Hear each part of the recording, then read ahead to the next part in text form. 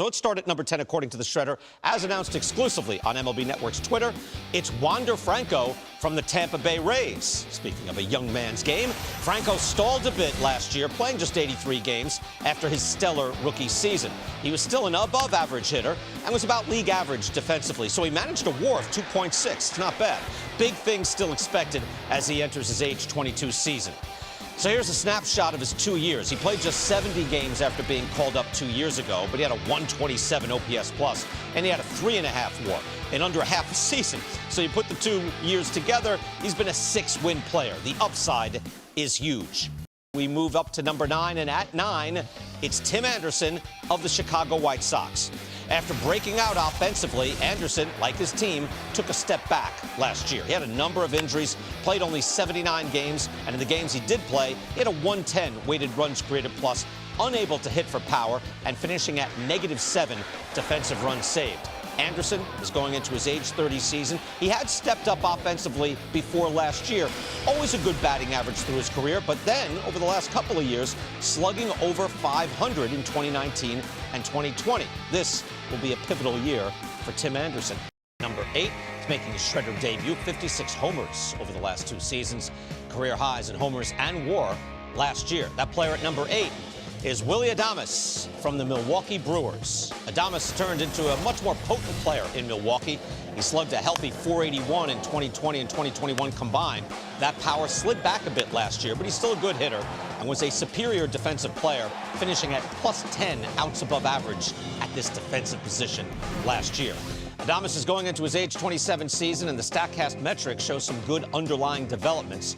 Over the last 2 years, he is barreling up the ball more often, the barrel percentage climbing, and his launch angle has gone up. 31 homers last year, so more of the same expected this coming season.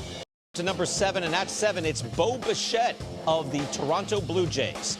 Bichette had a slow start last year, hitting just above league average for much of the season. Then he slugged over 600 in his last 42 games to save his hitting numbers, but he was still below league average defensively. Bichette is going into his age 25 season, still quite young, has so much promise. Last year, to go to the StatCast metrics again, he led all shortstops in hard hit percentage, hitting the ball over 95 miles per hour half the time he put the ball in play. We move up to number 6, and at 6, it's Dansby Swanson, now of the Chicago Cubs. Swanson had a breakout season in Atlanta in his contract year, playing all 162 games, hitting 25 homers, scoring 99 runs, and finishing with a 115 OPS plus.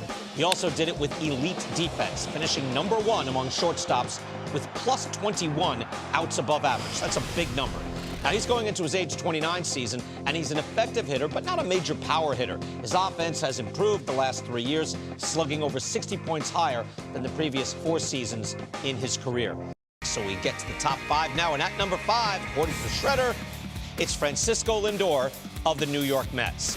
Lindor had a bounce-back year for the Mets after a disappointing debut season in New York. He played 161 games, hit 26 homers, drove in 107 runs. He had his best weighted runs created plus in 4 years. And while there were conflicting defensive metrics, his better number was a solid +13 in outs above average. That's a good number.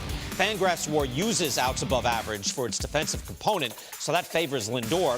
If you use that, last year, he had a 6.8 WAR, which was the 6th best among position players last year.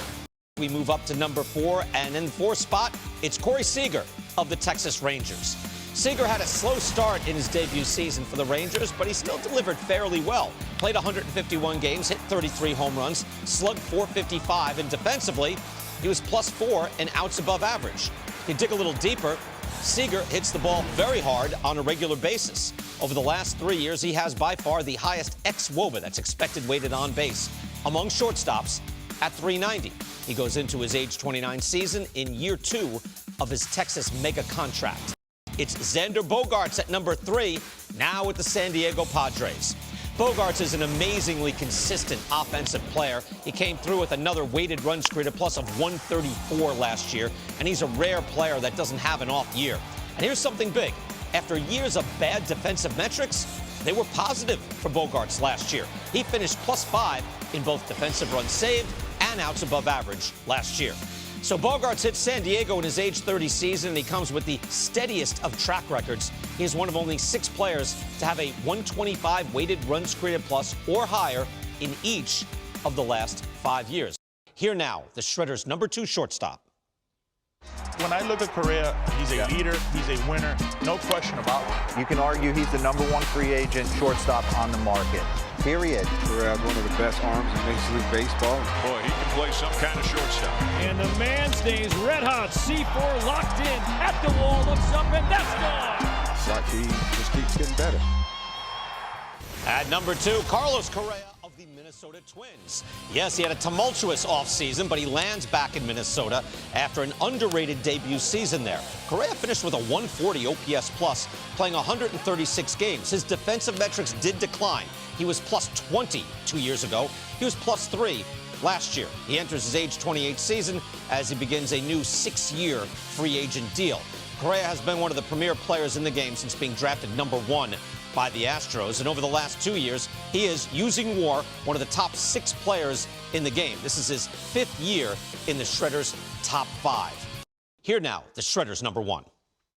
I think Trey Turner might be the most underrated superstar in the game. One of the most dynamic players. Trey Turner impacts the game in so many different ways. Can run, can slide, does it all. What a shot by Trey Turner. Boy, did he mash that one. Oh, what a spectacular play. Trey Turner with a highlight reel play. Oh, a play by Trey.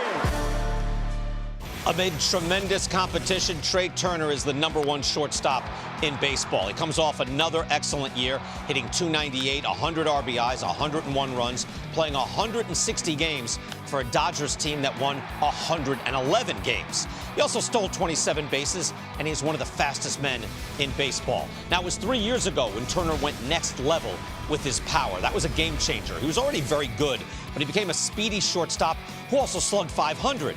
Among this talented group of shortstops, he's the #1 hitter, #2 base runner, and is #1 in Fangraphs WAR. By the way, he's just below Carlos Correa in Baseball Reference WAR in this span, but it's essentially a tie in a metric that is basically an approximate.